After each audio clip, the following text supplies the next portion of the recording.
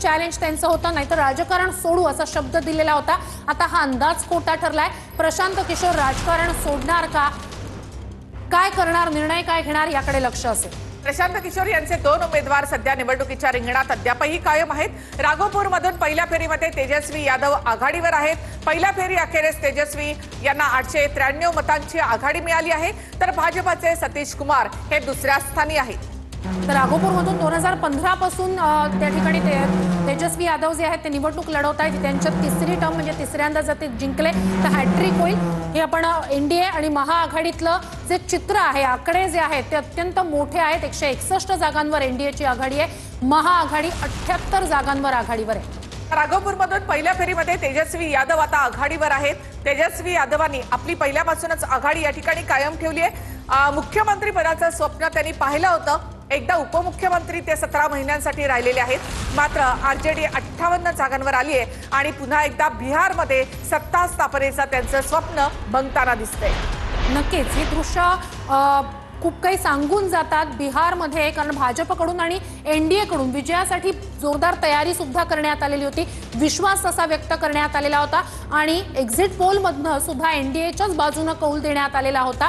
त्यामुळे हे जे आत्ता आकडे आहेत टीव्ही स्क्रीनवरचे 70 असतील 71 असतील, भाजप आणि जेडीयू समसमान पातळीवर 71 जागांवर आघाडीवर आहे। मनेरमध्ये आरजेडीचे भाई वीरेंद्र 4000 आघाडीवर आहेत। तिसऱ्या फेरी अखेरीस भाई वीरेंद्र यांनी 4000 आघाडी घेतली आहे।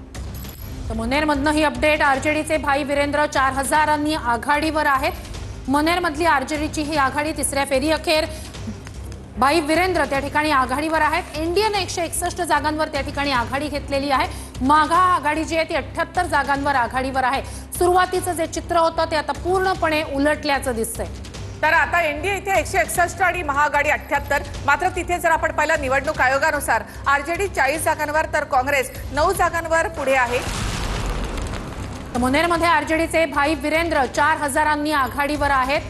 तिसऱ्या फेरी अखेर भाई वीरेंद्र यांची 4000 ही आघाडी पाहायला मिळते। मनेर पुन्हा एकदा आरजेडीकडे जाताना या ठिकाणी पाहायला मिळत आहे। तर भाजप 71 आणि जेडीयू 71 जागांवर आघाडीवर, मोठी आघाडी जेडीयूने या ठिकाणी घेतलेली आहे। भाजपच्या मात्र मागच्यापेक्षा जागा या ठिकाणी कमी होताना पाहायला मिळत आहेत, तर जेडीयू मात्र आपल्या असलेल्या जागांपेक्षा सुद्धा आणखी पुढे निघालेली पाहायला मिळते। एकदा नितीश कुमार यांची शेवटची निवडणूक म्हटलं जातं, त्यामुळे देखील एक त्याचाही परिणाम या निवडणुकीवर झालेला असावा, किंवा महिला मतदार मोठ्या संख्येनं निवडणुकीसाठी मतदानासाठी उतरल्या। 9% मतदान जास्त झालं, हे 9% वाढलेलं मतदान हे एनडीएच्या पारड्यामध्ये पडलेलं आहे, असं या आकड्यांवरून तरी पाहायला मिळतं। नक्कीच पुन्हा एकदा हे आपण आकड्यांवर नजर टाकूया। भाजप 71 जागांवर आघाडीवर, जेडीयू सुद्धा 71 जागांवर आघाडीवर, तर एलजेपी जे आहे तो 15 जागांवर आघाडीवर असलेला पक्ष आहे। एचएम 4 जागांवर आघाडीवर। एनडीएची ही स्थिती, तर दुसरीकडे महाआघाडीतली स्थिती काय, आरजेडी 58 जागांवर आघाडीवर आहे, काँग्रेस 14 जागांवर, डावे 3 जागांवर, व्हीआयपी पक्ष 2 जागांवर आघाडीवर आहे।